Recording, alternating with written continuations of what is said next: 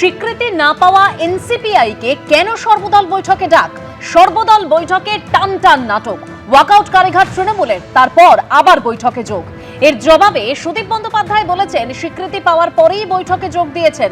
বাদল অধিবেশনের আগে এই নিয়ে চর্চা চরমে পৌঁছেছে।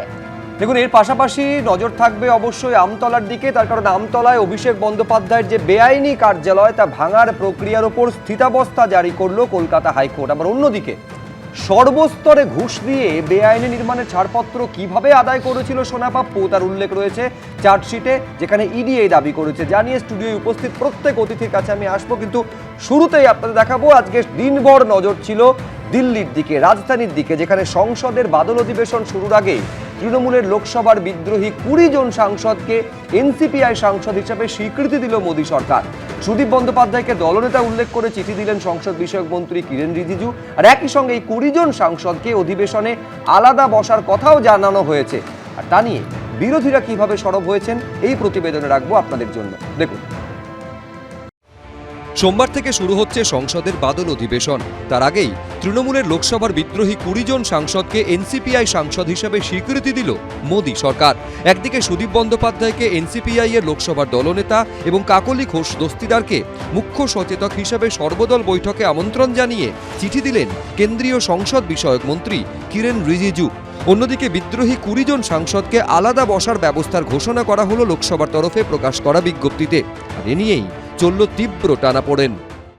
कल रात तक वो लोग का पार्टी रिकॉग्नाइज नहीं किया गया स्पीकर के, तो हम इसको खिलाफ है। हमारा जो अलग से हम जुट बने हैं 20 एमपी को, उन्हें सम्मान दिया गया। এর আগে গত সোমবার লোকসভার অধ্যক্ষ ওম বিড়লার সঙ্গে দেখা করেন সুদীপ বন্দ্যোপাধ্যায় ও কাকলি ঘোষ দস্তিদার। সূত্রের খবর, লোকসভায় তাদের সঙ্গে 20 জন সাংসদকে ট্রেজারি বেঞ্চে অর্থাৎ সরকার পক্ষের দিকে বসার পাশাপাশি তাদের এনসিপিআই সাংসদ হিসেবে স্বীকৃতি দেওয়ার আবেদনও জানান দুজনে। এই প্রেক্ষাপটে শনিবার লোকসভার সেক্রেটারিয়েটের তরফে প্রকাশ করা বিজ্ঞপ্তিতে দেখা যায় সেখানে তৃণমূল কংগ্রেস সাংসদ হিসেবে 28 জনেরই নাম রয়েছে। পাশে নেতা হিসেবে নাম রয়েছে অভিষেক বন্দ্যোপাধ্যায়ের। 28-এর পাশে রয়েছে $সাইন, যার অর্থ হিসেবে বিজ্ঞপ্তির নিচে লেখা রয়েছে আবেদন অনুযায়ী 20 জন সদস্যকে আলাদা বসার ব্যবস্থা করা হয়েছে। এ নিয়ে সরব হয়েছে কালীঘাট তৃণমূল। যে 20 জন গদ্দার টিএমসির এমপি, প্রথম যে পার্লামেন্টের যে টেবিল অফিস, সেখান থেকে আজকে সকাল অবধি তৃণমূলের এখনো 28 জন সংখ্যা দেখাচ্ছে।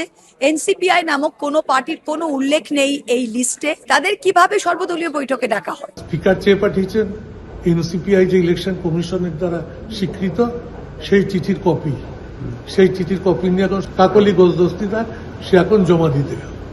উনি হাতে পেয়ে গেলেই রাত্রের মধ্যে চিঠি চলে আসবে, সব ঠিকঠাক। मैंने भी डिमांड दिया कि छोटा पार्टी को फर्स्ट रो में सीट मत दीजिए। 28 से 20 निकल जाते तो पार्टी तो 8 हो जाते। তৃণমূলের পাশাপাশি এই ঘটনায় প্রতিবাদ জানিয়েছে সিপিএমও। The sanctity of the all-party meeting has been sullied because the Trinamool Congress split hasn't been accepted by the or adjudicated by the speaker. The government has invited the rebel faction of the TMC is against the sanctity and credibility of the all-party meeting. Parliament सबका है और सरकार जो भी business bills लेके आएंगे, मैं उम्मीद करता हूं कि सारे अपोजिशन पार्टीज और रूलिंग पार्टीज सारे मेंबर्स अच्छी तरह से हिस्सा लेंगे और विपक्ष से भी हम उम्मीद करते हैं कि वो भी सहयोग करेंगे। এনসিপিআই এর দলনেতা হিসেবে সুদীপ বন্দ্যোপাধ্যায়কে সর্বদল বৈঠকে আমন্ত্রণের চিঠি পাঠানো হয়েছে, অথচ লোকসভার বিজ্ঞপ্তিতে দেখা যাচ্ছে এনসিপিআই বলে কোনো দলের নামই নেই। আজকে কিরণ রিজিজু যে বৈঠকটা ডেকেছিলেন সেটা তো সর্বদলীয় বৈঠক। এবার আমাদের যে লোকসভার যে অন্তর্জালের পাতা আর কি ওয়েবসাইটে, সেখানে তো এখনও তৃণমূল কংগ্রেসে 88 দেখাচ্ছে এবং সেখানে এনসিপিআই বলে কোনো দলের অস্তিত্ব নেই। তাহলে তারা ডাকলেন দল হিসেবে, ডাকতে গেলে তো এনসিপিআই যদি অস্তিত্ব না থাকে কি করে ডাকলেন? অর্থাৎ এই যে গোটা বিষয়টি তৃণমূল বিজেপির গোটা ব্যাপারটি, তাদের ইন্টারাকশান, তাদের আন্ডারস্ট্যান্ডিং বা তাদের একে অপরের বিরুদ্ধে যাওয়া, সব বিষয়গুলোই এমন একটা গুলিয়ে থাকছে যে সাধারণ মানুষের পক্ষে বা সংবিধান ভিত্তিক যে নিয়মকানুন তার মধ্যে বিষয়টিকে বুঝতে আজকের দিনে একটা অত্যন্ত অসুবিধে হচ্ছে। এইসব নাটকীয় পরিস্থিতির আগে শনিবার প্রধানমন্ত্রী নরেন্দ্র মোদীর সঙ্গে দেখা করেন সুদীপ বন্দ্যোপাধ্যায়। এখন সবার নজর সোমবার বাদল অধিবেশনের প্রথম দিন। বিজেন্দ্র সিংহ, এবিপি আনন্দ। দেখুন, কালীঘাট তৃণমূলের তরফে যে অভিযোগটা করা হচ্ছে তার মূল ভিত্তি হচ্ছে এইটা, লোকসভার সচিবালয় থেকে জারি করা এই হচ্ছে বিজ্ঞপ্তি, যেখানে 4 নম্বরে নাম রয়েছে অল ইন্ডিয়া তৃণমূল কংগ্রেসের, সেখানে সদস্য সংখ্যা বলা হয়েছে 28, নেতার নাম রয়েছে অভিষেক বন্দ্যোপাধ্যায়। এইখানে কালীঘাট তৃণমূলের প্রশ্ন যে এই তালিকায় যেখানে এনসিপিআই বলে কোনো দলের নামই নেই, মানে যে দলকে লোকসভার অধ্যক্ষ স্বীকৃতি দেননি, তাহলে কোন এখতিয়ারে সংসদ বিষয়ক মন্ত্রী এনসিপিআই এর দলনেতা হিসেবে সুদীপ বন্দ্যোপাধ্যায়কে চিঠি লিখে আজকে সর্বদল বৈঠকে আমন্ত্রণ জানালেন? এইখানে প্রশ্নটা হচ্ছে, তার মানে মুখে তৃণমূলের অন্দরে সংযোজন হচ্ছে নাকি বিভাজন হচ্ছে তা নিয়ে বিন্দুমাত্র উৎসাহ তাদের নেই বলে দাবি করলেও আসলে তৃণমূলকে ভাঙার জন্য সচেতন সচেষ্ট প্রয়াস বিজেপির তরফে লাগাতার রয়েছে। এইটা হচ্ছে তৃণমূলের অভিযোগ। শতরূপাদি, না, আমি বুঝতে পারছি না নিজেদের কনফিউশনটা কেন প্রথমত বাইরে নিয়ে আসবে তৃণমূল। নিজেরা কোন দিকে আছে সেটা নিজেরাই ঠিক করতে পারছে না। আজকে একটা সিম্পল 21শে জুলাই, যেটা ছিল তৃণমূলের হেগিমনি, একেবারে মানে তৃণমূলই একমাত্র নাকি শহীদ চেনে, অন্য কেউ চেনে না, সেইটা নিয়ে 3 জন 3 রকম কথা বলে যাচ্ছে। তো এখানে আমি আবার পার্লামেন্টে তোমার এই লিস্টটা ফেরত আসছি, আমি তো পার্লামেন্টে নয়, আমি বলতে পারবো না এক্স্যাক্টলি, কিন্তু আমার যতদূর মনে হচ্ছে that has to be a session যেখানে একটা আলাদা পার্টিকে রেকগনাইজ করতে হবে। কিন্তু এখানে যে নোটটা লেখা আছে অ্যাস্টারিক্সের নিচে যেটা দেওয়া আছে যে এরা এখনো একসঙ্গে আছে, কিন্তু ওরা রিকোয়েস্ট করেছে আলাদা বসবে, এর বাইরে কোথাও আলাদা করে কিছু দেওয়া নেই। হ্যাঁ, অফকোর্স আমরা দেখছি যে এনসিপিআই বলে একটা আলাদা দল হলো, বা সে দলটা ছিল, সেখানে এরা গিয়ে 20 জন যোগ দিল এবং তার আলাদা চিফ হুইপ হলো। সুদীপ বন্দ্যোপাধ্যায় আজকে প্রধানমন্ত্রীকে মানে দেখা করতে গেছে, কথাবার্তা হয়েছে। সেটা তো স্বীকৃতি পাননি, লোকসভার অধ্যক্ষ এনসিপিআই বলে কোনো দলকে তো স্বীকৃতি দেননি, তাহলে তারা আমন্ত্রণটা পাচ্ছে কিভাবে? যেহেতু স্বীকৃতি পাইনি, আমরা তো জানি না যে এনসিপিআই এর কাছে কি চিঠি গেছে, যে চিঠিতে কি লেখা আছে, মানে এনসিপিআই মেম্বার নাকি তৃণমূলের মেম্বার, সেপারেট সিটিং লিস্টটা তুমি আমি এই প্রতিবেদনে দর্শকদের দেখিয়েছি সুদীপ বন্দ্যোপাধ্যায় লিডার, মানে এনসিপিআই এর দলনেতা হিসেবে চিঠি গিয়েছে। সেটা তো আমিও বলি, আমি বলছি সেই এনসিপিআই তো স্বীকৃত দল নয়, এইটা তো অভিযোগ। না, সেটা তো দেখো, এটা আমি অ্যাজ এ স্পোক্সপারসন এর থেকে ডিটেলস আমি বলতে পারবো না, বিকজ এটা এন্টায়ারলি পার্লামেন্টারি পলিটিক্স, যেটা আমি প্রথমেই বললাম আমি পার্লামেন্টারিয়ান নই। তো এক্স্যাক্টলি পার্লামেন্টের মিনিস্টার অফ পার্লামেন্ট, যেটা পার্লামেন্টারি অ্যাফেয়ার্স, উনি কী ভেবে এবং কী আইন কানুন আছে এর মধ্যে, এটা অত্যন্ত সূক্ষ্ম ব্যাপার। ভেতরে এক্স্যাক্টলি কী হয়েছে, মানে কিসের অ্যাডমিশন লাগবে, যেটা লোকসভার স্পিকারের সঙ্গেও ওদের কথা হয়েছে, এই এনসিপিআই লোকজনদের সঙ্গেও কথা হয়েছে।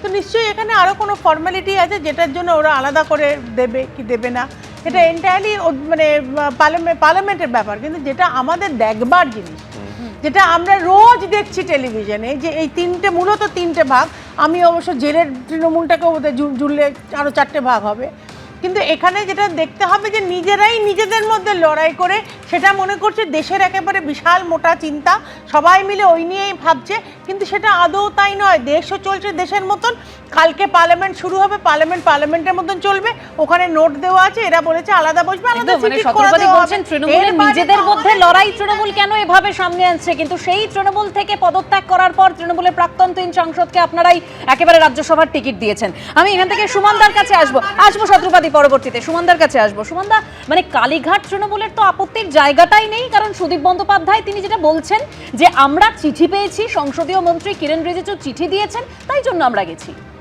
না, দেখুন, প্রথমত হচ্ছে তৃণমূল কংগ্রেসের কোনো শাখা নেই। তৃণমূল কংগ্রেসের অবিসংবাদিত নেত্রী হচ্ছেন মমতা বন্দ্যোপাধ্যায়। মমতা বন্দ্যোপাধ্যায় যেখানে রয়েছেন সেটাই তৃণমূল কংগ্রেস, এবং তৃণমূল কংগ্রেসের কোনো স্বীকৃত শাখা নেই।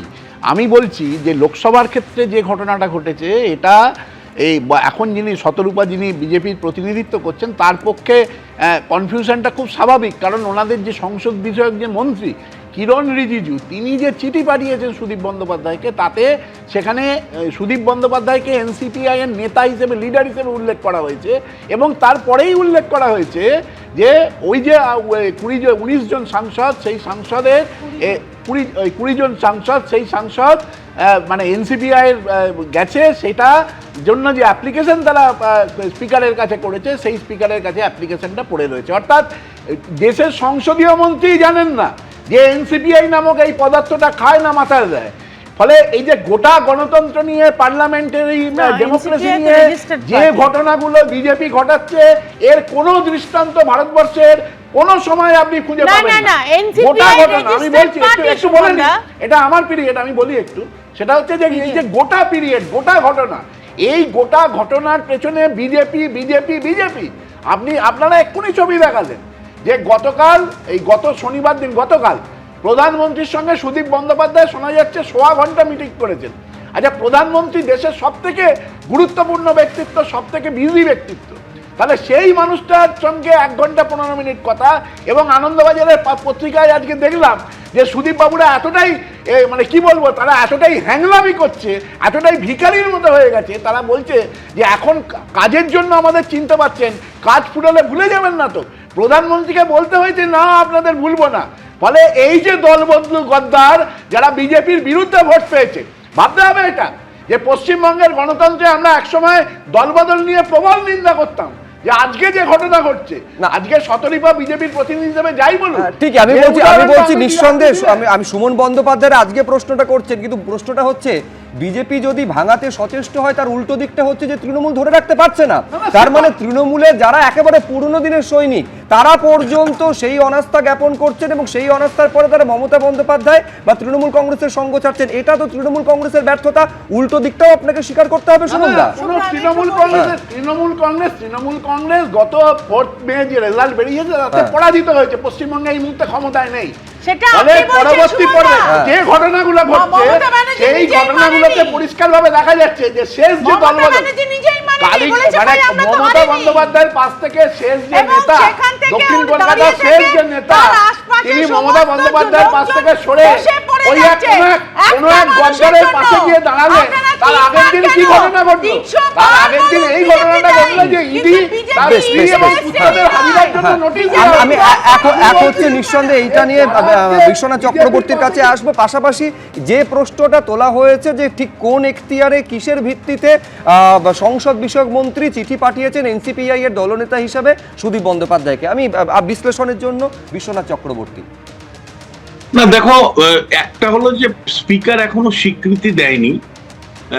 শুভময় বলছিল যে আমি বুঝতে পারছি না, ওয়েবসাইটে তো এখনো তৃণমূল কংগ্রেসের 28 জন সাংসদই দেখাচ্ছে, এনসিপিআই কে কোনো আলাদা স্বীকৃতি এখনো দেওয়া হয়নি, যার রিফ্লেকশন ওয়েবসাইটে পরিষ্কার ধরা পড়েছে। বিষয়টা খুব পরিষ্কার যে আইন বলছে যে যতক্ষণ পর্যন্ত মাননীয় স্পিকার চিঠি দিয়ে জানাবে না, তিনি যে চিঠি দিয়ে জানাতে হবে যে এই গোষ্ঠীকে আমি স্বীকৃতি দিলাম। এই স্বীকৃতির পরেই একমাত্র কিন্তু সর্বদলীয় বৈঠকে সেই গোষ্ঠী হাজির হতে পারে। তার মানে কোনো একটা জায়গায় পলিটিক্স অনেক দ্রুত এগোচ্ছে আর পার্লামেন্টারি ডেমোক্রেসি অনেক পিছিয়ে যাচ্ছে। কিরেন রিজিজু, যিনি অমিত শাহ নরেন্দ্র মোদীর খুব কাছের মানুষ, ফলে তাদের ভাবনা এরকম আছে যে 20 জনকে এনসিপিআই এ রাখবো নাকি সরাসরি বিজেপির পতাকা ধরিয়ে বিজেপির মধ্যে যুক্ত করে দিব। এটা নিয়ে কিন্তু একটা বিতর্ক দিল্লিতে এই মুহূর্তে চলছে। মানে সমস্যা হচ্ছে এর মধ্যে বেশ কয়েকজন আছে যাদেরকে সরাসরি বিজেপির পতাকা ধরলে রাজ্য রাজনীতি অস্থির হয়ে উঠতে পারে, বিজেপির কর্মী সমর্থকরা সেটা মান্যতা নাও দিতে পারেন। সেই ভয়েই কিন্তু সরাসরি বিজেপির পতাকা না ধরিয়ে এনসিপিআই এর মধ্যে থাকার জন্যই পরামর্শ তাদেরকে দেওয়া হয়েছে বলেই খবর। দেখো, আমার কাছে দুটো জিনিস পরিষ্কার। একটা হলো যে পার্লামেন্টারি ডেমোক্রেসিটাই চলে কনভেনশনের উপর, রীতিনীতির উপরে। ফলে রীতিগুলোকে মান্যতা দেওয়া উচিত যতক্ষণ পর্যন্ত না স্পিকার স্বীকৃতি দিচ্ছে। স্পিকার এখনই স্বীকৃতি দিতে পারে, যে বলছি তার আগেই স্বীকৃতি দিতে পারে। স্বীকৃতি দিয়ে তারপরে সর্বদলীয় বৈঠকে যদি ডাকতেন তাহলে এই অভিযোগটা স্পিকারের বিরুদ্ধে বা বিজেপির বিরুদ্ধে ওঠার সুযোগ ছিল না। কারণ এই ভাঙনের একটা পার্ট যদি বিজেপি হয়, তাদের স্বার্থ আছে পরিষ্কার। তারা ওপেনলি বলেছে যে আমাদের সংসদের সংখ্যাগরিষ্ঠতা অর্জন করবার জন্য এই এনসিপিআই বা তৃণমূলকে ভাঙার দরকার ছিল। জাতীয় স্বার্থ শব্দটা তারা ইউজ করেছেন। আর স্টুডিওতে অনেকে বলেছেন একের পর এক বিল পাস করাতে হবে, সেই কারণেই তৃণমূলকে ভাঙা হয়েছে। এবং আমরা দেখেছি যে ভূপেন্দ্র যাদবের বাড়িতে বসে এই বৈঠকগুলো হয়েছে, মানে তৃণমূলের সাংসদগুলোকে নিয়ে। সেখানে মুখ্যমন্ত্রী, পশ্চিমবাংলার মুখ্যমন্ত্রী উপস্থিত ছিলেন, ফলে এটা একদম ওয়েল অর্গানাইজড বিজেপির উদ্যোগ এবং বিজেপি অত্যন্ত সফলভাবে তৃণমূল কংগ্রেসকে ভেঙেছে। যেই অংশটাকে তাদের প্রয়োজন সেই অংশটাকে তাদের সাথে সামিল করেছে। এই মুহূর্তে এনডিএ শরিক হিসাবে 20 জন সাংসদকে তারা পেয়েছে, আরো রাজ্যসভা একের পর এক পদত্যাগ করিয়ে আবার তাদেরকে জয়ী করে এনে পদ্মফুল চিহ্নে জয়ী করে এনে আবার তাদের সাংসদ করছে। মানে বিজেপির গেম প্ল্যান পরিষ্কার এবং সেটা ভিজিবল আমরা দেখতে পাচ্ছি। কিন্তু একই সাথে এই প্রশ্নটা রাখতে চাই যে সংসদে তো কতগুলো নিয়ম আছে, কতগুলো রীতি আছে, কনভেনশন আছে। সেই কনভেনশনগুলো ভেঙে দিয়ে যদি সর্বদলীয় বৈঠকে মানে স্বীকৃতির আগেই সর্বদলীয় বৈঠকে যদি এনসিপিআই কে ডাকা হয় সেটা অবশ্যই কনভেনশনের বাইরে অবস্থান। আপনি সব সময় গত 15 বছর ধরে আমাদের বিরুদ্ধে আমাদের বিষয় এমন একখানা মানে একবার এক একটা বার্তালাপ করেছেন যেখানে মনে হচ্ছে আমাদের থেকে বেশি আপনি আমাদের বিষয়ে আরও বেশি জানেন। যাই হোক, সেটা নিয়ে বইপত্র লিখে দিয়েছেন, ফার্স্ট পাবলিকেশন আপনি মুখ্যমন্ত্রীকে দিয়ে দিয়েছেন। আপনাকে কুর্নিশ, আপনাকে আমার বলার কিছু নেই। কিন্তু যে ধরনের মন্তব্য আপনি আজও করলেন, আজও এখনো করে যাচ্ছেন, এটা ঠিক নয় বিশ্বনাথ। আমি বারবার বলছি যে না, আমরা কাউকে নেব না, নিচ্ছি না। Parliamentary politics is very different.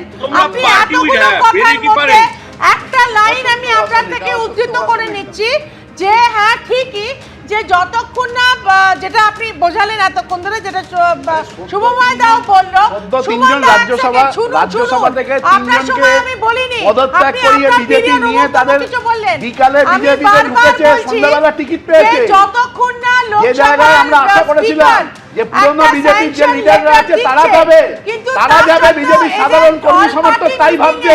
তাহলে এই 20 না, এটা তো দিনের আলোর মধ্যে পরিষ্কার। সেই জন্য তাদের ডাকা এটা তো হচ্ছে। দিনের আলোর মধ্যে পরিষ্কার। এটা দিনের আলোর মধ্যে পরিষ্কার। আপনাদের দিনের আলোর মধ্যে বিজেপি ভাঙার পেছনে বিজেপি রয়েছে। আজকে তো শুধু বেশ এই জায়গা থেকে দুজনকেই থামাচ্ছি। পরের প্রতিবেদন এখান থেকে রাখবো যে লোকসভার বাদল অধিবেশনের আগে ঐক্যের চেহারা এবার ফুটে উঠল বিরোধী শিবিরে। সর্বদল বৈঠকে এনসিপিআই এর দলনেতা ও মুখ্য সচেতক হিসেবে সুদীপ বন্দ্যোপাধ্যায় ও কাকলি ঘোষ দস্তিদারকে আমন্ত্রণ করার বিরোধিতা করে প্রতীকী ওয়াকআউট করল তৃণমূল সহ বিরোধীরা। বিজেপি সরকারের বিরুদ্ধে সংসদে ফের অস্তিত্ব জানান দিল ইন্ডি জোট, যেখানে কটাক্ষ করেছে কেন্দ্রের শাসক দল। দেখুন, তাদের তো কোনো অস্তিত্ব নেই, তাদের কিভাবে সর্বদলীয় বৈঠকে ডাকা হয়? প্রথম দেখলাম যে একটা অল পার্টি লিডার্স মিটিং থেকে একটা ওয়াকআউট হয়। ভোটে ভরাডুবির পর ভেঙে খান খান তৃণমূল, তা নিয়ে তোলপাড় চলছে রাজ্য রাজনীতিতে। এবার সেই আঁচকিয়ে পড়ল দিল্লিতেও, চলল নাটকীয় টানাপোড়েন। সংসদের বাদল অধিবেশন শুরুর আগের দিন সর্বদল বৈঠকে এনসিপিআই দলের নেতা ও মুখ্য সচেতক হিসেবে সুদীপ বন্দ্যোপাধ্যায় এবং কাকলি ঘোষ দস্তিদারের যোগ দেওয়ার বিরোধিতা করে প্রতীকী ওয়াকআউট করল তৃণমূল সহ বিরোধীরা। অধিবেশন শুরুর আগেই বিজেপি সরকারের বিরুদ্ধে সংসদে ফের অস্তিত্ব জানান দিল ইন্ডি জোট। ঐক্যের চেহারা ফুটে উঠল বিরোধী শিবিরে। আজকে আমরা অল পার্টি মিটিং এ সমস্ত অপোজিশন পার্টি আমরা আজকে ওয়াকআউট করেছি মিটিং থেকে। ऑल पार्टी मीटिंग में हमें बुलाया गया, इसीलिए हम आभार व्यक्त करते हैं। সোমবার বাদল অধিবেশন শুরুর আগে এদিন সংসদের অ্যানেক্স বিল্ডিং এ বসে সর্বদল বৈঠক। সেখানে এনসিপিআই এর তরফে সুদীপ বন্দ্যোপাধ্যায় ও কাকলি ঘোষ দস্তিদার যোগ দেন। বৈঠকে ঢোকার সময় সুদীপ বন্দ্যোপাধ্যায়কে স্বাগত জানাতে দেখা যায় কেন্দ্রীয় সংসদ বিষয়ক প্রতিমন্ত্রী অর্জুন রাম মেঘওয়ালকে। এরপর বৈঠক শুরুর কয়েক মিনিটের মধ্যেই তৃণমূল সাংসদরা বেরিয়ে যান। একই সঙ্গে ওয়াকআউট করেন বিরোধী কংগ্রেস, সমাজবাদী পার্টি, সিপিএম, ডিএমকে সহ ইন্ডি জোটের সদস্য রাজনৈতিক দলের নেতারা। আজকে আমরা অল পার্টি মিটিং এ সমস্ত অপোজিশন পার্টি আমরা আজকে ওয়াকআউট করেছি মিটিং থেকে। আর কারণ এই যে আমাদের বাংলার যে 20টা এমপি আনরেকগনাইজড এনসিপিআই তে তারা বলেছে তারা যোগদান করেছে, স্পিকার কিন্তু তাদের এই মার্জারটা এখনো অ্যাপ্রুভ করেনি এবং তাদের কোনো রেকগনিশন নেই। ওয়েবসাইটে আমাদের এখনো 28 জন এমপি তৃণমূল কংগ্রেস এর লিস্টে দেখাচ্ছে। তো কিভাবে যে ওদের পার্লামেন্টারি অ্যাফেয়ার্স মিনিস্টার, সংসদীয় কারামন্ত্রী কিভাবে ওদেরকে আবার ডেকেছে? যদিও প্রায় 10 মিনিটের পর ফের সর্বদল বৈঠকে যোগ দেন তৃণমূল সহ অন্যান্য বিরোধী দলের সাংসদরা। আমি ভাবছিলাম যে পার্মানেন্টলি বেরিয়ে গেল, কিন্তু পরে দেখলাম 1.5 মিনিটের মাথাতেই আবার ঢুকে পড়ল। আমাদেরকে চিঠি দিয়েছে পার্লামেন্টারি অ্যাফেয়ার্স মিনিস্টার, তার চিঠির ভিত্তিতে আমরা এসেছি। সোমবারের বাদল অধিবেশন থেকে 20 জন এনসিপিআই সাংসদ বসবেন এনডিএ শিবিরে। ইতিমধ্যে তাদের জন্য বসার আলাদা জায়গার ব্যবস্থা করেছেন লোকসভার অধ্যক্ষ। আর তারই বিরোধিতা করে সংসদে ফের একবার মোদী সরকারের বিরুদ্ধে এককাট্টা চেহারা দেখা গেল বিরোধী ইন্ডি জোটের সদস্যদের। বিরোধীরা সংঘবদ্ধ হয়ে গেল, তৃণমূলের পাশে দাঁড়ালো সমস্ত বিরোধী রাজনীতি। আচ্ছা, বিরোধীরা কখনো কি আপনার মনে হয় বিজেপির ক্ষেত্র হলে তারা অসংগঠিত থাকে? তারা সবসময় সংঘবদ্ধ হয়। আজকে যদি তৃণমূলকে দুর্বল করার জন্য এনসিপিআই হয়, তাহলে বিজেপি এবং ভারতবর্ষকে দুর্বল করার জন্য এই বিরোধীরাই কংগ্রেস পার্টি এনেছে। তো ভাই, রাজনীতিতে এইসব খেলা তো থাকবেই। সর্বদল বৈঠকে একাধিক ইস্যুতে আলোচনার মাঝে এদিন পুনর্বিন্যাস বিল এবং এফসিআরএ বিল নিয়ে সর্বদলীয় বৈঠকের দাবি জানিয়ে প্রধানমন্ত্রীকে চিঠি দিয়েছেন রাজ্যসভার তৃণমূলের দলনেতা ডেরেক ওব্রায়েন। বিজেন্দ্র সিংহ, হিন্দোল দে ও সুদীপ্ত আচার্যর রিপোর্ট, এবিপি আনন্দ। আমি এখান থেকে রবীন্দ্রনাথ বাবুর কাছে যাব। রবীন্দ্রনাথ বাবু, আজকে এই যে মহুয়া মৈত্র, সুদীপ বন্দ্যোপাধ্যায়ের এই যে প্রতীকী ওয়াকআউট, সেখানে সামিল ছিলেন কংগ্রেস, সমাজবাদী পার্টির নেতারা, সেখানে ডিএমকে, জেএমএম, আম আদমি পার্টির সদস্যরা উপস্থিত ছিলেন। অর্থাৎ কোথাও গিয়ে এই যে কালীঘাট তৃণমূল বা এই যে বিদ্রোহীরা, তাদের আরো ঐক্যবদ্ধ করে দিল না ইন্ডি জোট সামিল হয়ে? দেখুন, ঐক্যবদ্ধ তো হওয়ারই কথা। তার কারণ আপনি ভাবুন যে একটা ভালো করে বুঝুন, লোকসভার একজন স্পিকার তিনি ডিসাইড করেন যে কোন দলের স্বীকৃতি কি হবে। লোকসভার স্পিকার ওম বিড়লা সময় দিয়েছেন কালীঘাট তৃণমূলকে যে তাদের বক্তব্য তারা শুনবেন। তিনি তার আগে ওই বক্তব্য শোনার আগে স্বীকৃতি দিতে পারেন না। এটা রীতিনীতির ব্যাপার না, এটা ন্যাচারাল জাস্টিস, এটা আইনের প্রশ্ন। তাদের না শুনে অন্য দলকে স্বীকৃতি দেবেন কোত্থেকে? স্বীকৃতি দিতে পারেন না। তাহলে যদি স্বীকৃতি না দেন, তাহলে তাদেরকে আলাদাভাবে ডাকতে পারেন কী করে?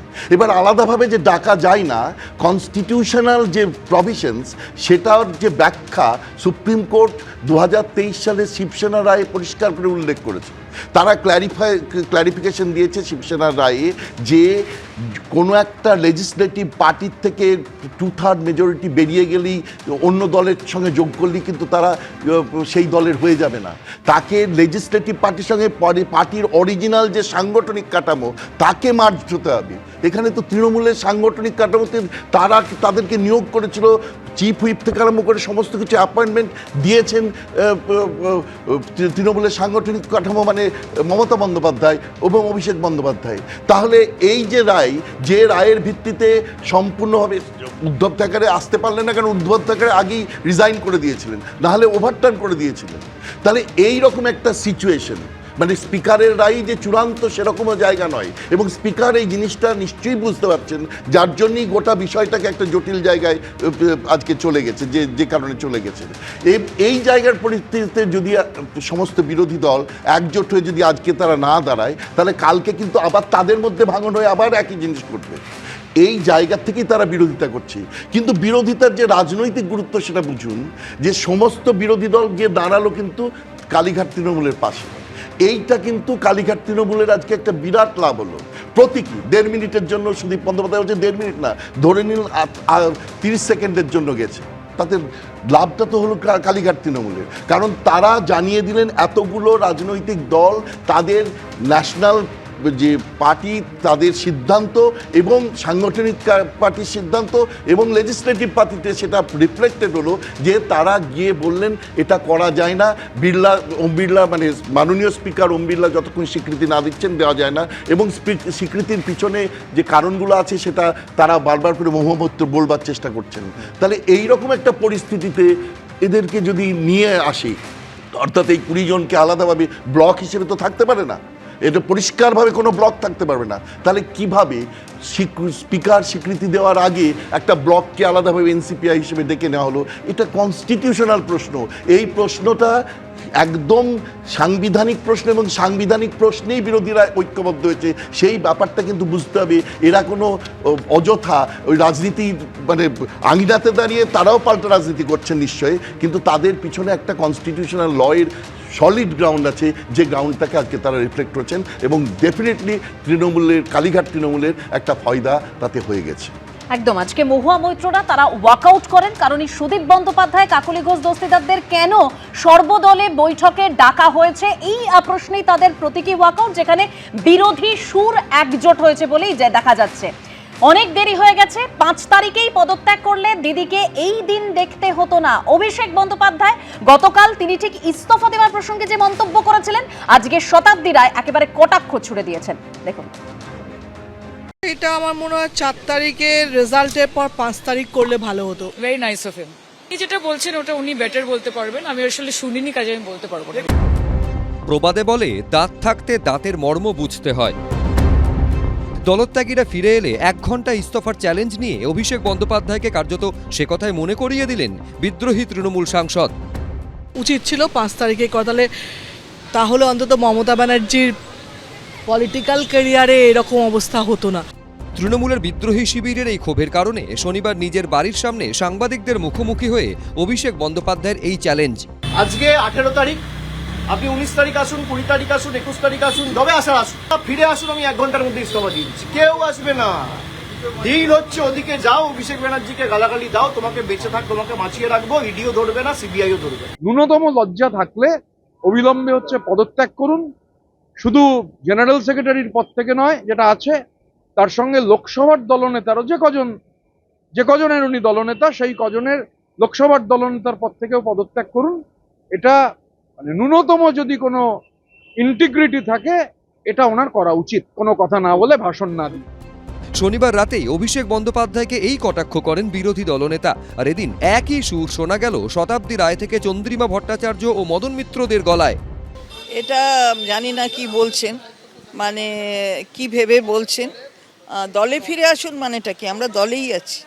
আমরা সর্বভারতীয় তৃণমূল কংগ্রেসে ছিলাম, আছি এবং আমরা থাকব, সেই কারণেই এখানে আছি। কিন্তু উনি কি বলেছেন, কি ভেবে বলেছেন, হঠাৎ বোধোদয় হচ্ছে কিনা সেটা জানি না। ৪ঠা মের পর এটা যদি ৪ঠা মে রাত্রে বলতেন, ৫ তারিখ বলতেন, তাহলে হয়তো সম্ভব ছিল। কিন্তু অভিষেক জানেন আজকে এবার তোর মরা গাঙে বান এসেছে, জয়মা বলে ভাষা তরি। আপনাকে তো আমি বলেছিলাম যে অভিষেক তুমি ছেড়ে দাও, মনে রাখবেন একটু দেরি হলে মেসি হয়তো বল দিতে পারে, কিন্তু টাচটা নিতে না পারলে গোলে ঢোকানো যায় না। আপনি গোলের টাইমটা মিস করে গেছেন। অভিষেক বন্দ্যোপাধ্যায় চ্যালেঞ্জ ছুড়ে দেওয়ার আগে দলত্যাগীদের ঘরে ফেরার আহ্বান শোনা গেছিল তৃণমূল নেত্রীর গলাতেও। এখনো সময় আছে, বিজেপির কোলে আশ্রয় না নিয়ে নিজের ঘরে ফিরে একবার পরিবারকে প্রশ্ন করুন, একবার মানুষকে প্রশ্ন করুন। বেঈমানদের কথায় বেঈমানি করবেন না। সরাসরি বিজেপি করুন, আর তা নাহলে সরাসরি তৃণমূল করুন। মাঝ রাস্তায় থাকবেন না। মমতা বন্দ্যোপাধ্যায়ের এই আহ্বানের আবার বিরোধিতা করতে শোনা গেছে তারই শিবিরের নেতা কল্যাণ বন্দ্যোপাধ্যায়ের মুখে। যে যেখানে গেছে যাক, এখন আমি আর কাউকে দোষ দিই না। যার যা মনে নিচ্ছে সে তাই করুন।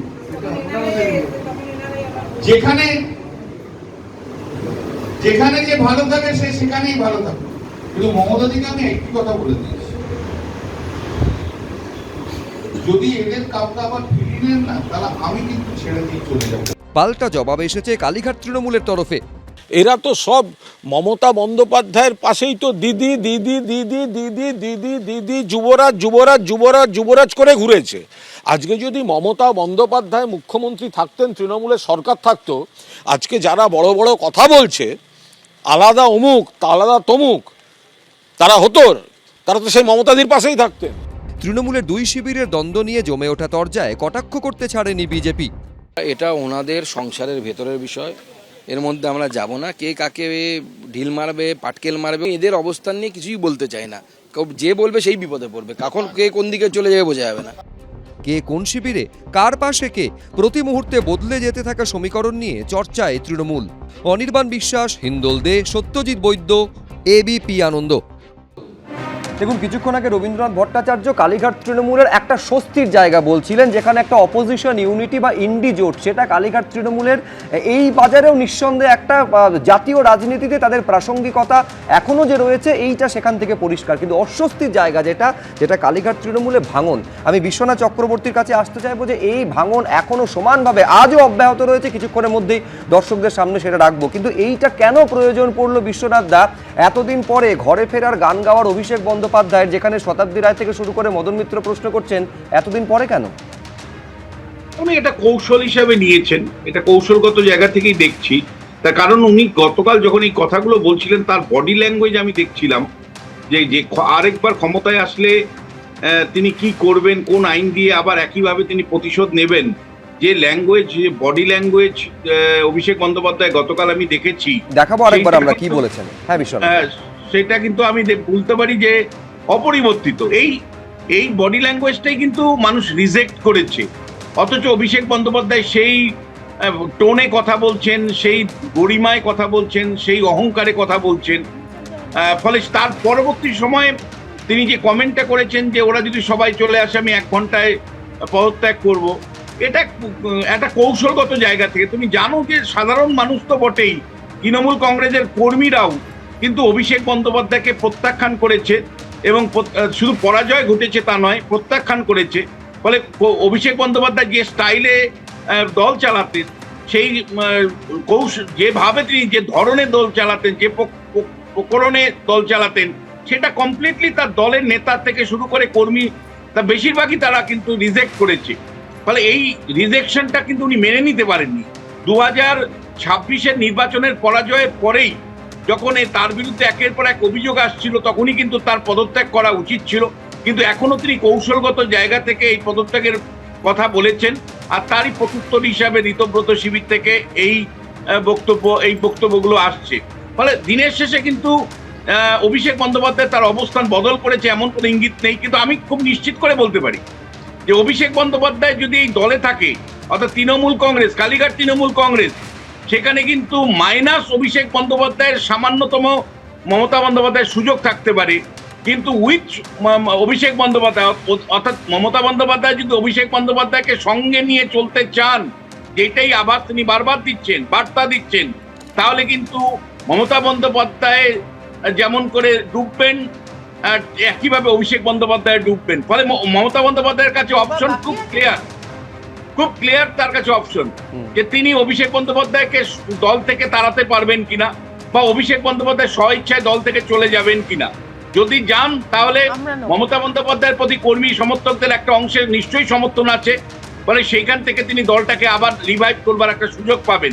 কিন্তু অভিষেক বন্দ্যোপাধ্যায় যেভাবে ব্যাগেজ হয়ে আছে, তাকে সঙ্গে নিয়ে কিন্তু তৃণমূল কংগ্রেস কালীঘাট আর কোনো উত্থান আছে এই সম্ভাবনা কিন্তু আপাতত আমি কিন্তু দেখতে পাচ্ছি না। একই সাথে তোমায় বলতে চাই, 21শে জুলাইকে কেন্দ্র করে যতগুলো গ্রুপ আজকে শহীদ দিবস পালনের জন্য উদ্যোগ হয়েছে, এর কোনোটারই ভবিষ্যৎ নেই। না মানে BJP control opposition party, opposition হিসাবে যারা উঠে এসছে ঋতব্রত, তাদেরও কোনো নিয়ন্ত্রণ নেই। বিজেপি নট ইন্টারেস্টেড, বিজেপি এখন রাজ্য করতে ব্যস্ত, যারা তাদেরও কোনো ভবিষ্যৎ আছে বলে আমি মনে করি না। বিজেপি কন্ট্রোল নয়, অপোজিশনেরও কোনো ভূমিকা নেই। বিজেপি কন্ট্রোল সাংসদ যারা, বিজেপি দেশ করছে, বিজেপি রাজ্য করছে, বিজেপি তৃণমূলকে ভাঙছে না। সত্যি বিজেপি ইন্টারেস্টেড নয় বলছেন, কিন্তু ভূপেন্দ্র যাদবের বাড়িতে বৈঠক করেন, মানে যারা বিদ্রোহী সাংসদরা আমরা দেখেছি, নিশিকান্ত দুবের বাড়িতে গিয়ে প্রকাশ ঠিক বড় তিনি সাংবাদিকদের মুখোমুখি হয়েছিলেন। আমাদের প্রতিটা বিষয় মনে আছে সতর্কবাদী। আমি আসবো, তবে সুমনদার কাছে যাব এই প্রসঙ্গে। সুমনদা, মমতা বন্দ্যোপাধ্যায় একবার বলছেন যে এখনো সময় আছে, বিজেপির কোলে আশ্রয় না নিয়ে একবারে ফিরে আসুন, পরিবারকে প্রশ্ন করুন। আবার তিনি পরবর্তীতে বলছেন যাদের যাওয়ার কথা 21শে জুলাই এর আগে চলে যান। অভিষেক বন্দ্যোপাধ্যায়ের এই মন্তব্য, তারপর কল্যাণ বন্দ্যোপাধ্যায় বলছেন যারা গিয়েছেন তারা যদি ফিরে আসে তাহলে আমি মমতাদির সঙ্গে থাকবো না। এই যে একটা কোথাও গুলিয়ে দেওয়ার চেষ্টা হচ্ছে না, কর্মীরাই তো ধন্দে পড়ে যাচ্ছে। কর্মীরা ধন্দে পড়ছে, কর্মীরা সংকটের মধ্যে আছে, এটা স্বীকার করেই বলছি। সত্যি সংকটের মধ্যে আছে। আমি অভিষেক বন্দ্যোপাধ্যায়ের জন্য আমি বলছি না, অভিষেক বন্দ্যোপাধ্যায়ের জন্য না, সার্বিক পরিস্থিতি যারা ছাড়ছেন তারা তো সেই কথাই বলছেন। আজকে তপন দাশগুপ্ত ছেড়েছেন, আমি দেখাবো যে তপন দাশগুপ্ত ছাড়ার সময় কি বলেছেন, সেই অভিষেক বন্দ্যোপাধ্যায়কে কাঠগড়ায় তুলেছেন। আমি বলে দিই, হ্যাঁ বলুন। সেটা হচ্ছে যে 2024 সালে যে ধরুন আজকে যারা এনসিপিআই কি সব হয়েছে এই 2024 সালে তারা তো তৃণমূলের টিকিটে নির্বাচিত। 29 জন সাংসদ 22 থেকে বেড়ে 29 হলো, বিজেপি 18 থেকে কমে 12 হলো। এটার নেতৃত্ব তো সেই সময় মমতা বন্দ্যোপাধ্যায়। আমি আবার বলছি সেই পুরনো কথা, সেটা হচ্ছে তৃণমূল যদি ভাঙে সেটার দায়িত্ব বিজেপির নয়।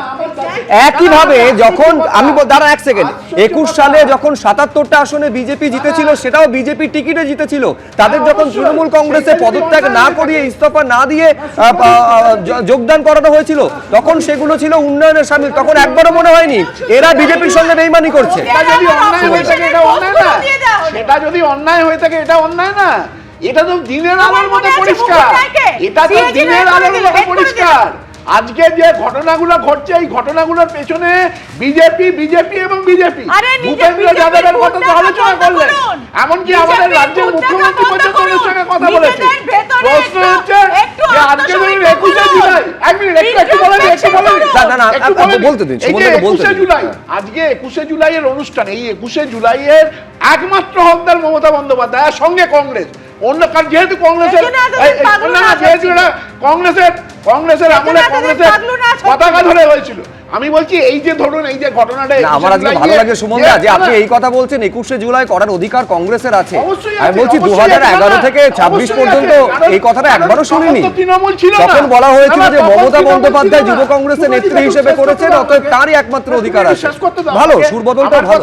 আমার কথা হচ্ছে যে তখন তো তৃণমূল কংগ্রেস ছিল না, এটা তো মমতা বন্দ্যোপাধ্যায় অস্বীকার করেন না, তিনি অস্বীকার করেন না।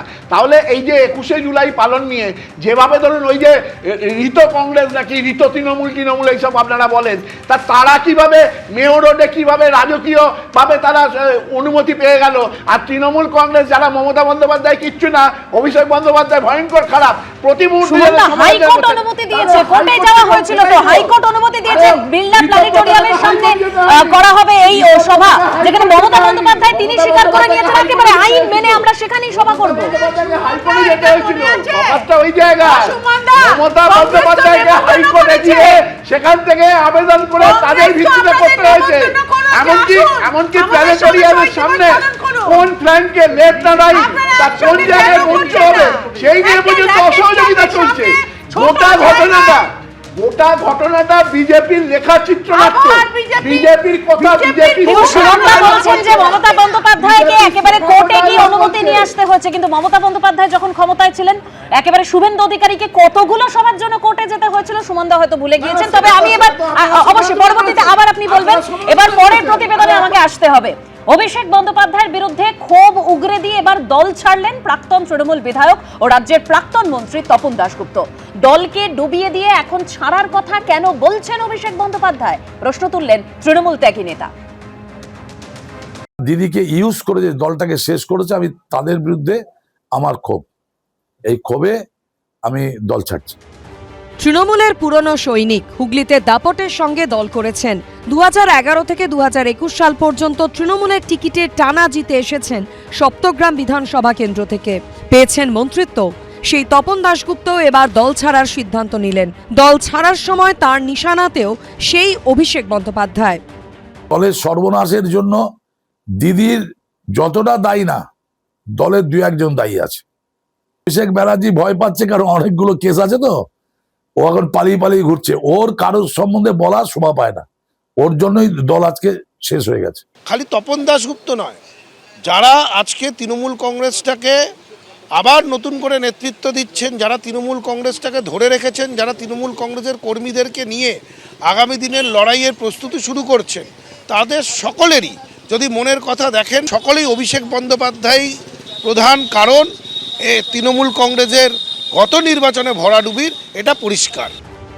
নবীন থেকে প্রবীণ, ঋতব্রত তৃণমূলে পা রাখা নেতাই হন বা একেবারে পাততালি গুটিয়ে দল ছেড়ে দেওয়া তৃণমূল নেতা, দলের করুণ পরিস্থিতির জন্য এই একটা লোককেই দায়ী করছেন সকলে।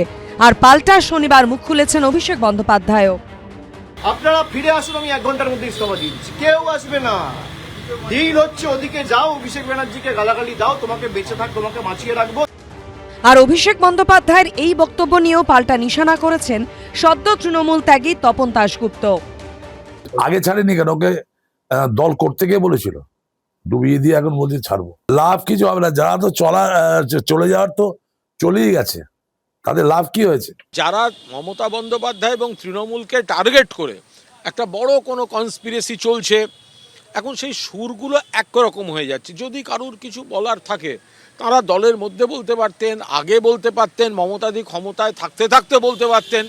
এরকম ধাপে ধাপে লোকের যদি একই কথা বেরোতে শুরু করে মুখ থেকে, তাহলে এটা বোঝাই যাবে কোনো একটা জায়গা থেকে জেনারেট করছে, যে যারা এই কথাগুলি এক জায়গা থেকে এক সূত্রে গেঁথে দিচ্ছে। মমতা বন্দ্যোপাধ্যায় যখন যুব কংগ্রেস নেত্রী ছিলেন তখন কংগ্রেসের হুগলি জেলার যুব সভাপতি ছিলেন এই তপন দাশগুপ্ত। এই পদেই পরে আকবর আলী খন্দকারকে বসান মমতা বন্দ্যোপাধ্যায়। তপন দাশগুপ্তকে তখন পাঠানো হয় দলের রাজ্য স্তরের পদে। আকবর আলী খন্দকারের সঙ্গে এরপর থেকেই তপন দাশগুপ্তর অম্লমধুর সম্পর্ক সর্বজনবিদিত। মাঝে একবার কংগ্রেসেও ফিরে গেছিলেন তপন দাশগুপ্ত, যদিও পরে আবার চলে আসেন তৃণমূলে।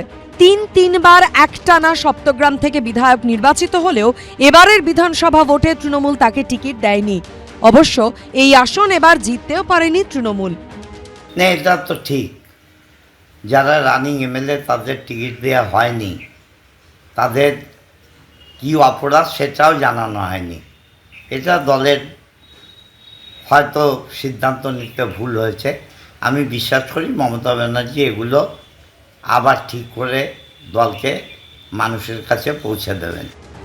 অভিষেক বন্দ্যোপাধ্যায়কে দায়ী করে যখন তৃণমূল ছাড়লেন তপন দাশগুপ্ত, তখন তৃণমূলের আর এক পুরনো সৈনিক রবীন্দ্রনাথ ঘোষও তার বিরুদ্ধে চরম উষ্মা প্রকাশ করেছেন। অভিষেক ব্যানার্জি বলেছে যে আমি সবাই ফিরে আসুন, 1 ঘন্টার মধ্যে আমি পদত্যাগ করবো। শুনে যাবো, ওর কথার কোনো মূল্য নাই। ওর কথা রাজ্যের মানুষ আর বিশ্বাসও করে না, এবং ওর প্রতি রাজ্যের মানুষের কোনো আস্থা আর নেই। ওর জন্যই ভরাডুবি হয়েছে। সুতরাং যার জন্য ভরাডুবি হয়েছে তার কথার উপরে আর কেউ আস্থা রাখতে চায় না। এইভাবে কালীঘাট তৃণমূল থেকে দূরে সরে যাচ্ছেন বহু নেতা। শেষমেশ মমতা বন্দ্যোপাধ্যায়ের পাশে থাকবেন কারা, সেটাই এখন বড় প্রশ্ন। সৌরভ বন্দ্যোপাধ্যায়, অনির্বাণ বিশ্বাস ও শুভেন্দু ভট্টাচার্য রিপোর্ট, এবিপি আনন্দ। দেখুন, তপন দাশগুপ্ত দল ছেড়েছেন কিন্তু রাজনীতি ছাড়েননি, ফলে আগামী দিনে তার রাজনীতি কোন দিকে মোড় নেবে, কোন দিকে বাঁক নেবে সেটা তিনি এখনো খোলসা করেননি। কিন্তু কুণাল ঘোষ যে কথাটা বলছেন সেটা হচ্ছে যারা বেসুরো হচ্ছেন তাদের সুর একটা জায়গা থেকে জেনারেট করছে, সেই জেনারেটিং পয়েন্টটা কি বিজেপি? তার স্পষ্ট ইঙ্গিত গতকাল অভিষেক বন্দ্যোপাধ্যায় দিয়েছেন যখন তিনি ফেরার আমন্ত্রণ করছেন যে ফিরে আসুন, আমি 1 ঘন্টার মধ্যে পদত্যাগ করব। তারপরেই যে কথা বলছেন যে অভিষেক বন্দ্যোপাধ্যায়কে যতই গালাগাল দাও ওরা তোমাকে বাঁচিয়ে রাখবে, তোমাকে ইডিও ধরবে না, সিবিআইও ধরবে না। মানে এরা সবাই বিজেপির হাতে তামাক খাচ্ছেন বলে অভিযোগ। সতের উপাধি। শুভজিৎ, তোমার মনে থাকবে বেশ কিছু বছর আগে, আমার মনে আছে, সেই বোধহয় খুব সম্ভবত দিল্লি শহর রাস্তায় দাঁড়িয়ে বলেছিল যে অভিষেক ব্যানার্জি বলেছিল যে উনি নাকি গলায় ফাঁসি দিয়ে ঝুলতে রাজি আছেন, ইডি সিবিআই এতক্ষণ ধরে প্রশ্ন করলো কিছুই করতে পারলো না। এবং নেক্সট সেন্টেন্স হচ্ছে যে সবাইকে, পৃথিবীর শুধু সবাইকে নাকি বলা আছে যে যত অভিষেকের বিরুদ্ধে বলবে বা অভিষেকের বিরুদ্ধে কেস করবে তাদের নাকি তত বেশি পয়েন্টস পারবে না। এতটা আত্মকেন্দ্রিক, এতটা নার্সিসিস্ট, এতটা অহংকারী, এতটা উদ্ধত একটা ছেলে আমি দেখেছি। আরেকজন আছে আমার খুব ব্যক্তিগতভাবে চেনা, কিন্তু এইরকম নমুনা সত্যি সত্যি পাবলিক বোধহয় খুব একটা দেখেনি। এখনও বলে যাচ্ছে যে ওকে নিয়েই নাকি সারা ভারতবর্ষ, সারা পশ্চিমবঙ্গ, সমস্ত তৃণমূলের সব নেতা, বিজেপির সবাই ওকে নিয়ে চিন্তা করছে, এবং তাকেই সব থেকে বেশি আগলে আগলে রাখছেন মমতা বন্দ্যোপাধ্যায়। ব্যানার্জি। তিনি এটা বুঝিয়ে দিয়েছেন তার কাছে blood is thicker than water.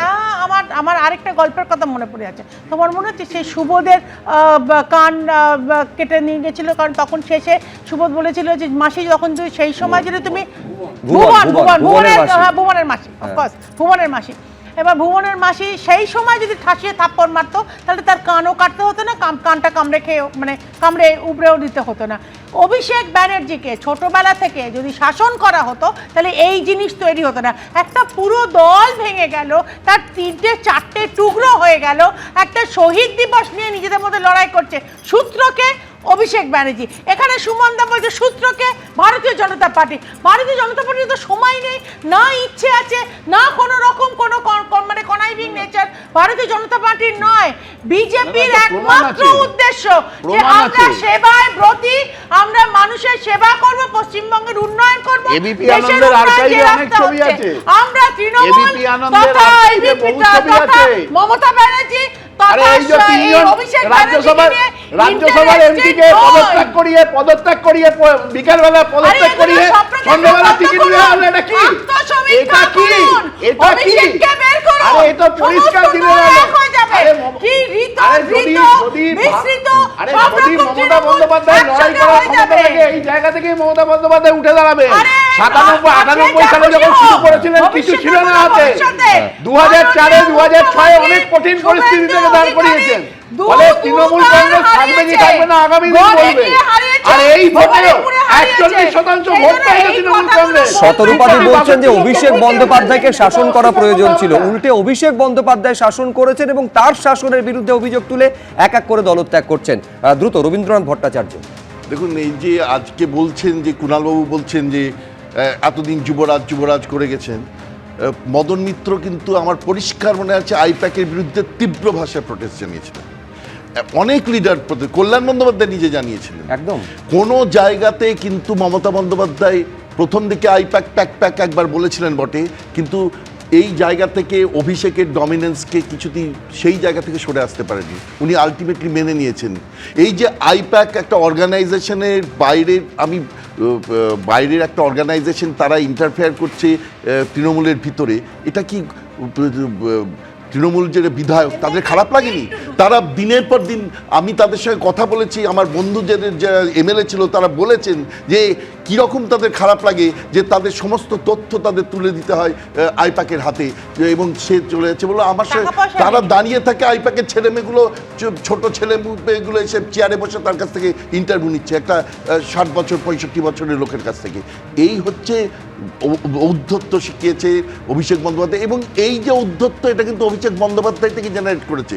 আইপ্যাককে যে মুহূর্তে ভেঙে দেওয়া হলো তখন কিন্তু আমার পরিষ্কার বোঝা যাচ্ছিল যে এবার অন্যদিকে ঘুরবে, কারণ আইপ্যাক এমনভাবে ধরে বেঁধে বিভিন্ন জায়গায় কি বলবো অর্থনৈতিকভাবে ইনফ্লুয়েন্স করে গোটা নির্বাচনটাকে করবার চেষ্টা করছিল, সেইটাকে কেটে দেওয়ার ফলে এই জায়গাটায় অর্থনৈতিক সোর্সটা। কিন্তু তারপরে আমি বলছি যাবতীয় বিষয়গুলো রবীন্দ্রনাথ বাবুর সামনে আসার পরেও এখনো পর্যন্ত যে 3-4 যতগুলোই ফেসবুক লাইভ করেছেন মমতা বন্দ্যোপাধ্যায়, প্রত্যেকটাতে অভিষেক বন্দ্যোপাধ্যায়ের পাশে রক সলিড হয়ে দাঁড়াচ্ছেন। মানে এত অভিযোগ সত্ত্বেও অভিষেক বন্দ্যোপাধ্যায়কে বাঘের সঙ্গে তুলনা করছেন মমতা বন্দ্যোপাধ্যায়।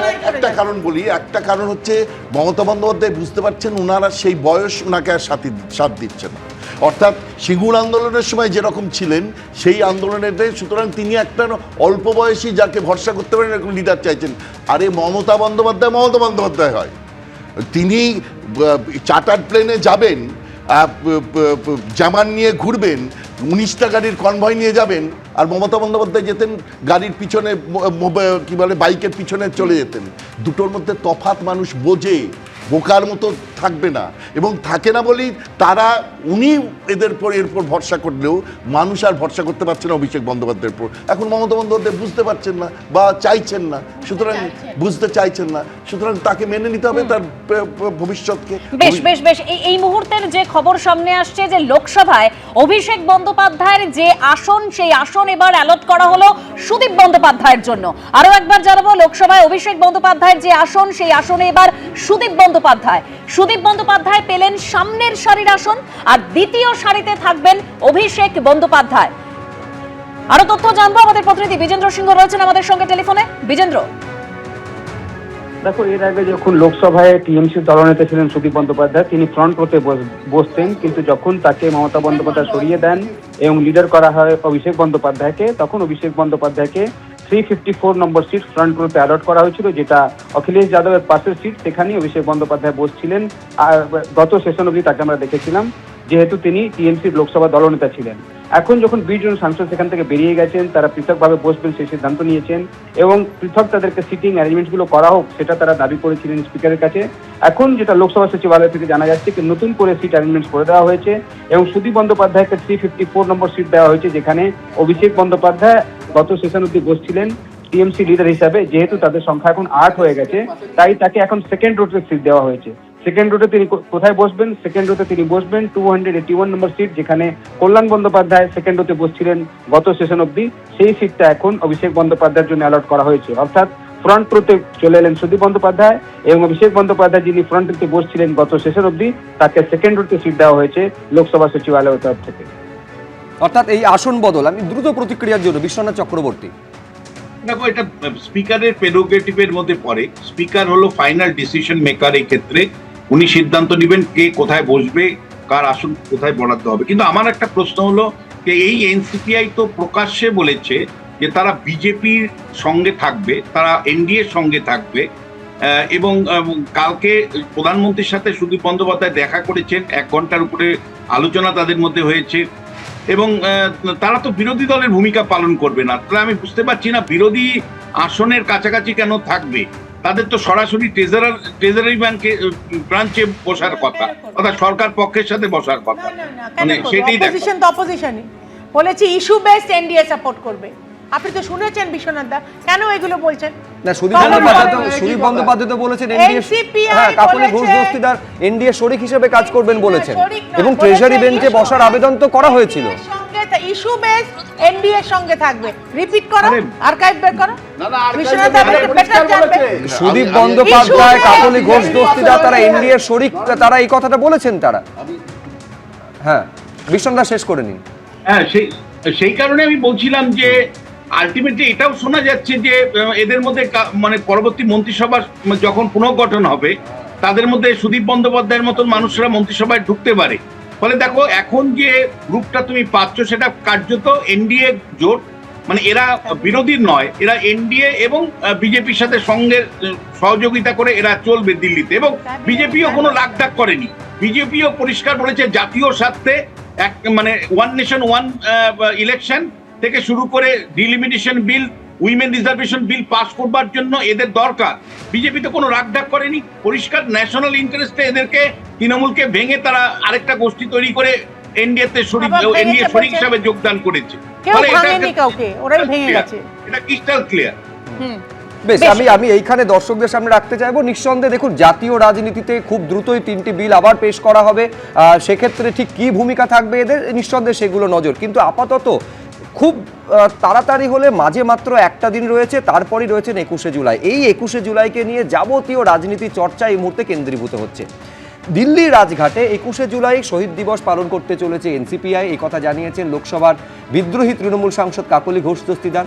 আবার এদিকে নিজের সভাস্থল খতিয়ে দেখলো কালীঘাট তৃণমূল এবং ঋতব্রত তৃণমূল, এবং অবশ্যই কিছুক্ষণ আগে কৃতিত্ব দিচ্ছিলেন সুমন বন্দ্যোপাধ্যায় 21শে জুলাই কংগ্রেসকে, তারাও খতিয়ে দেখেছে আজকে। দেখুন, শহীদ দিবসটা 21শে জুলাই আমরা দিল্লিতেই রাজঘাটে গিয়ে স্মৃতি তর্পণ করব। 21শে জুলাইয়ের শহীদ দিবসের কর্মসূচি নিয়ে কালীঘাট তৃণমূল ও ঋতব্রত তৃণমূল শিবিরের টানাপোড়েন চলছিলই। এই প্রেক্ষাপটে এবার শহীদ দিবসের অনুষ্ঠান রাজ্যের গণ্ডি ছাড়িয়ে পৌঁছে গেল রাজধানীতে। মঙ্গলবার দিল্লির রাজঘাটে মহাত্মা গান্ধীর সমাধিস্থলে শহীদ দিবস পালন করবেন এনসিপিআই সাংসদরা। আমরা সবাই তো একটা দল থেকে এসেছি প্রত্যেক বছর শহীদ দিবসটা পালন করতে করতে, এবং সেই সেন্টিমেন্টটা আমাদের আছে। আমরা কিন্তু এই শহীদ দিবসটা 21শে জুলাই, যেহেতু এখানে বাদল অধিবেশন চলবে, আমরা দিল্লিতেই রাজঘাটে গিয়ে স্মৃতি তর্পণ করব। এরা তো সব মমতা বন্দ্যোপাধ্যায়ের পাশেই তো দিদি দিদি দিদি দিদি দিদি দিদি যুবরাজ যুবরাজ যুবরাজ যুবরাজ করে ঘুরেছে। সাংসদরা লজ্জা ঘেন্না আছে কোনো? 24 সালে ভোটে জিতেছেন 5 বছরের জন্য, অ্যান্টি বিজেপি ভোটে জিতেছেন। আপনাদের 5 বছরের মেয়াদ, তার সঙ্গে রাজ্য সরকারের কি সম্পর্ক? মঙ্গলবার মেয়র রোডে গান্ধী মূর্তির পাদদেশে 21শে জুলাইয়ের শহীদ দিবস পালন করছে ঋতব্রত তৃণমূল। অন্যদিকে হাইকোর্টের নির্দেশে বিড়লা তারামণ্ডলের কাছে ক্যাথিড্রাল রোডে শহীদ দিবস পালন করবে কালীঘাট তৃণমূল। শহীদ মিনারে এবার বড় করে 21শে জুলাইয়ের কর্মসূচি করছে কংগ্রেসও। এবার তার সঙ্গে যোগ হলো দিল্লিতে বিদ্রোহী তৃণমূল সাংসদদের শহীদ তর্পণও। অর্থাৎ এ রাজ্যে ও দিল্লিতে মিলিয়ে এবার 21শে জুলাইয়ের শহীদ দিবসের অনুষ্ঠান হচ্ছে 4টে। সকলেই শহীদদের মর্যাদা দেওয়ার কথা বলছেন। শহীদদের শ্রদ্ধা জানানোর অধিকার সকলের আছে, সকলেই করতে পারে। সুতরাং কারা শহীদদের শ্রদ্ধা জানাচ্ছেন এটা বড় কথা নয়, কিন্তু শহীদদের শ্রদ্ধা জানানোটাই বড় কথা। আমরা শহীদদের শ্রদ্ধা জানাবো। আর অন্যদিকে এদিন বিড়লা তারামণ্ডলের কাছে ক্যাথিড্রাল রোডের কাছে সভাস্থল পরিদর্শন করে কালীঘাট তৃণমূল। শুরু হয়েছে মঞ্চ বাঁধার কাজ। যে বিশ্বাসঘাতকতা হয়েছে, মমতা বন্দ্যোপাধ্যায়ের দলের প্রার্থী হয়ে, মমতা বন্দ্যোপাধ্যায়ের প্রতীকে, মমতা বন্দ্যোপাধ্যায়ের সঙ্গে থেকে যারা প্রতিষ্ঠা লাভ করে হঠাৎ যারা উল্টো কথা বলছেন, সাধারণ মানুষ এবং কর্মীরা তাদের কোনো অবস্থায় গ্রহণ করছেন না। এবার বড় করে শহীদ দিবস পালন করছে কংগ্রেসও। এদিনও শহীদ মিনার চত্বরে প্রস্তুতি খতিয়ে দেখেন প্রদেশ কংগ্রেস সভাপতি। সব সরকারি সাহায্য, এক্সটেন্ডেড মঞ্চ আমাদের সকাল থেকে মাইক লাগাতে দিচ্ছে না। আচ্ছা বলুন তো, আমি কত আগে থেকে পারমিশন নিয়েছি? একটা বড় মিটিং হলে তার পাশাপাশি পারমিশনের ব্যবস্থা থাকে না, কি করে হয়? কি করে অথরিটি দিলেন মেয়র রোডে? সকাল থেকে মাইক লাগাতে দিচ্ছেন না, তাদের এক্সটেন্ডেড মঞ্চ হচ্ছে, তাহলে দিলেন কেন? গণতান্ত্রিক ব্যবস্থাই যদি ধ্বংস করবেন, দিলেন কেন? মানে কোনো বিষয় নয়, আমি অ্যালাউ করছি আপনাকে। 2021 সালে মমতা বন্দ্যোপাধ্যায় তৃতীয়বার মুখ্যমন্ত্রী হওয়ার পরে দিল্লি থেকে ভার্চুয়াল শহীদ দিবসের কর্মসূচিতে যোগ দিয়েছিলেন তৃণমূল সাংসদরা। 5 বছর পর দল যখন ভেঙে টুকরো হয়ে গিয়েছে, তখন ফের একবার 21শে জুলাইয়ের শহীদ তর্পণ পালন হতে চলেছে দিল্লিতে। বিজেন্দ্র সিংহ, অনির্বাণ বিশ্বাস ও সুদীপ্ত আচার্য রিপোর্ট, এবিপি আনন্দ। মানে রবীন্দ্রনাথ বাবু, একদিকে এই শহীদ নিয়ে আমরা ওরা অর্থাৎ কালীঘাট তৃণমূল এবং ঋতব্রত তৃণমূল, আবার অন্যদিকে এনসিপিআই বলছে শহীদ নিয়ে আমরা ওরা চলবে না, শহীদ সবার, সেটা আবার দিল্লির রাজঘাটে। মানে একেবারে অন্যরকম 21শে জুলাই দেখতে চলেছে এবার সাধারণ মানুষ। হ্যাঁ, ব্যাপারটা হচ্ছে এনসিপিআই দলটা তো এখনো আনরেকগনাইজড বাই ইলেকশন কমিশন। সেটা সুদীপ বন্দ্যোপাধ্যায় নিজেও বললেন যে এই তো নিয়ে গিয়ে কাকলি গিয়ে পৌঁছে দেবে, তারপর উনি স্বীকৃতি আজ সন্ধ্যেই পেয়ে যাব, কালকে স্পিকার স্বীকৃতি দিয়ে দেবেন। এই গোটা প্রসেসটা এখন এই অবস্থায় আছে। সুতরাং তাদের যেমন ট্রেজারি বেঞ্চে এখন বসাতেই পারে না, কারণ এনসিপিআইয়ের স্বীকৃতি নেই, তাদেরকে তৃণমূলের সঙ্গেই রাখতে হবে। ঠিক তেমনিভাবেই ওদের যদি মানে ওরা একটা আধা কাছের অবস্থানে আছে, যদি এনসিপিআই হয় তাহলে আবার শহীদের কি আছে? তাদের তো শহীদ দিবস তো তাহলে ভগৎ সিংয়ের দিনে শহীদ দিবস করুন, তাহলে আর 21শে জুলাই কেন? আরও বড়ভাবে তো মানুষ, সারা ভারতের মানুষ জানে বিনয় বাদল দীনেশ, ভগৎ সিং, উল্লাসকর দত্ত, এদের দিনগুলোতে করুন। আপনি শুধু শুধু 21শে জুলাই পাচ্ছেন কেন? আসলে গোটা তৃণমূলের এই 21শে জুলাই হচ্ছে ব্র্যান্ড ইকুইটি। এইটা যে পাবে, এই ব্র্যান্ড ইকুইটিটার উপর সকলের নজর। তাহলে সেই ইলেকশন কমিশনে গিয়ে তার বক্তব্য জোরালো ভাষায় পেশ করতে পারবে, কারণ ঐতিহাসিক যে সাংগঠনিক যে তথ্য, সেইটা একটা গুরুত্বপূর্ণ বিষয় নাই ইলেকশন কমিশনের যখন রিভিউ হয় তখন। এবং সেই জায়গাতে দাঁড়িয়ে মমতা বন্দ্যোপাধ্যায়ের জায়গাটা অনেক বেশি স্ট্রং ইলেকশন কমিশনের কাছে, যে ঐতিহাসিকভাবে যে মমতা বন্দ্যোপাধ্যায় সেদিন লিড করেছিলেন, এটা নিয়ে কারোর কোনো সন্দেহ নেই। কংগ্রেসের পতাকায় করেছেন, এটা নিয়েও কারো সন্দেহ নেই। সুতরাং তারপরে তিনি বেরিয়ে এসেছিলেন। তাহলে শহীদ দিবসের এই ব্র্যান্ড ইকুইটিটা নেওয়ার জন্য এই 4টে জায়গায়, মানে কংগ্রেস তারা আবার এটাকে নিতে চাইছে, আর এদিকে এরা 3টে দল, মানে ওদিকে কাকলি দাশগুপ্তদের এনসিপিআই, এদিকে কাকলি ঘোষ দস্তিদার, মাননীয় কাকলি ঘোষ দস্তিদারদের এনসিপিআই, এদিকে ঋতব্রত তৃণমূল, অন্যদিকে কালীঘাট তৃণমূল, এই 3জন এবং কংগ্রেস, এদের মারপিট চলছে কারা এই লোকের বেশি লোক দেখাতে পারেন। এবং খুব স্বাভাবিকভাবেই সেই কারণেই অ্যাডমিনিস্ট্রেটিভ ডিসিশন যেটা হয়েছে, সেখানে মমতা বন্দ্যোপাধ্যায়ের 2500 বোধহয় পারমিশন পেয়েছে কোর্টের কাছে, কিন্তু ঋতব্রতদের কোনো পারমিশন মানে অভাব নেই যে তাদেরকে এরকম অ্যাডমিনিস্ট্রেটিভ ডিসিশনে কোনো আমি শুনিনি যে তাদের লোক সংখ্যা সীমিত রাখতে হবে। তাহলে এটা তো করবেই, কারণ শুভেন্দু অধিকারী যে 108টা জায়গাতে চিঠি দিয়ে দিয়ে সভা করতে হয়েছিল, আজকে তিনি সেটা পথে পথে বোঝাবেন। সুতরাং সেটা নিয়ে কোনো, যে যখন ক্ষমতায় থাকে তখন তার ক্ষমতার সুমন বন্দ্যোপাধ্যায়, মানে আমি বলছি তার মানে প্রতিযোগিতার মধ্যে মমতা বন্দ্যোপাধ্যায়ের কালীঘাট তৃণমূল, ঋতব্রত তৃণমূল, অন্যদিকে এনসিপিআই, সবাইকে নামতে হচ্ছে। না দেখো সুব্রজিৎ, আমি প্রথমে নোট অফ ডিসেন্ট দেবো যে তুমি বললে আমি কংগ্রেসকে কৃতিত্ব দিয়েছি, সেটা না। আমি বলতে চেয়েছি যে কংগ্রেসের, যুব কংগ্রেসের পতাকায় মমতা বন্দ্যোপাধ্যায়ের নেতৃত্ব হয়েছিল, এবং 1993 পর 1994 থেকে ধারাবাহিকভাবে এই শহীদ দিবস পালন করে এসছেন মমতা বন্দ্যোপাধ্যায়। ফলে এই ব্যাপারে মমতা বন্দ্যোপাধ্যায়ের কোনো দ্বিতীয় কোনো বিকল্প নেই। আমি বলছি যে 13 জন মারা গিয়েছিলেন, সেই 13টার পরিবারের মধ্যে রঞ্জিত দাস এবং আব্দুল খালেকের পরিবার, তারা জানিয়েছে যে দল একটাই, কংগ্রেসের দাবিকে কতটা মান্যতা তৃণমূল কংগ্রেস দিয়েছিল শাসন ক্ষমতায় থাকার সময়, যে তারা মমতা বন্দ্যোপাধ্যায়ের পাশে রয়েছে। এখন ব্যাপার হচ্ছে যে মমতা বন্দ্যোপাধ্যায় সভাটাকে কম করার চেষ্টা হয়েছে, তাতে লোক কম করার চেষ্টা হয়েছে। এই যে 2500 বেঁধে বললেন, একটু বলেনি, এই যে 2500 বেঁধে রাখার কথা একটু আগে বললেন, এটা তো ঘটনা। অন্য জায়গায় যখন ওই বেরোডে যেটা হচ্ছে সেখানে কিন্তু কোনো রকম লোকসংখ্যা বেঁধে দেওয়া হয়নি। আমি বললাম তো যে আজকে বিড়লা প্ল্যানেটোরিয়ামের সামনে যখন মঞ্চ আমি বুঝতে পারছি না লোক সংখ্যা কি বিজেপি বেঁধে দিয়েছে নাকি? কোর্ট বলেছে। আমার প্রশ্ন হচ্ছে এই কোর্টের কাছে অভিষেক বন্দ্যোপাধ্যায় বারে বারে ছুটে যাচ্ছেন তার এই দলীয় কার্যালয়ে ভাঙচুর নিয়ে, এই নির্দেশ তো কোর্টের যে কতজন সংখ্যা থাকবে কোর্টের নির্দেশ দেওয়া।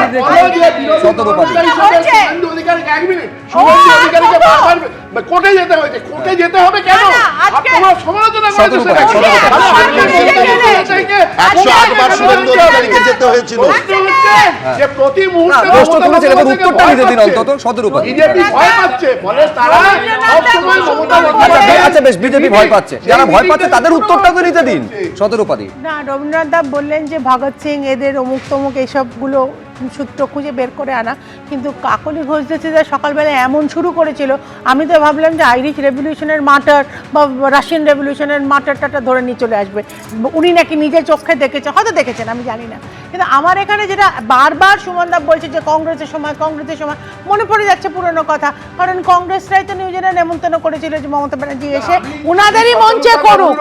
আমি যেটা বলছি যে বিজেপির কোনো বাইরন নেই, আমরা এখানে মোদির সঙ্গে মিটিং করছে, বলে তুমি যে বলছো এটা কিন্তু হালকা ক্লাবের সামনে হবে, প্ল্যানেটোরিয়ামের পাশে, আরেকটা দিল্লিতে হবে, রাজঘাটে, আমি ভগবান জানে। আমি বলছি যে এনসিপিআই যারা গেছে তাদের হালকা ভাবে নিও না, যারা আছে তারাও করবে।